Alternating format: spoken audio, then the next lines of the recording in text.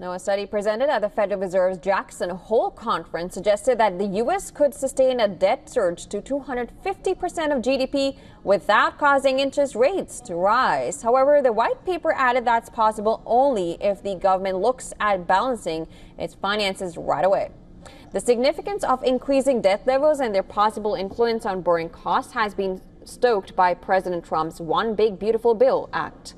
The Congressional Budget Office estimated that Trump's tariffs could offset U.S. deficit by $4 trillion. Now, according to the CBO, if Trump decides to keep imposing tariffs on imported goods, the government could save $3.3 trillion in deficits and $0.7 trillion in interest payments over the next decade. However, that is only if Trump's high tariff rates stick. Also, Treasury data shows a gap between rhetoric and reality. In July, interest payments on U.S. debt totaled nearly $61 billion, while tariff revenues brought about $30 billion. And even if maintained at this pace, annual tariff revenues of about $360 billion would account for less than 1% of total debt.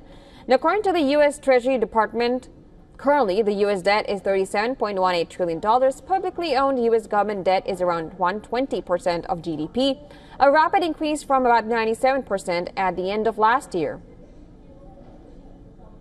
The White House insists the debt-to-GDP ratio has fallen under Trump and could drop to 94% through pro-growth policies. However, lawmakers face a government funding deadline at the end of September or risk a shutdown if spending bills are not passed. Economists argue the spending increase is likely to push up the debt-GDP ratio further rather than bring it down. Authors of a white paper presented at the Jackson Hole Conference said, "Our calculations suggest that in 2100, the U.S. could sustain a debt-to-GDP ratio of 250% at the same interest rates as today.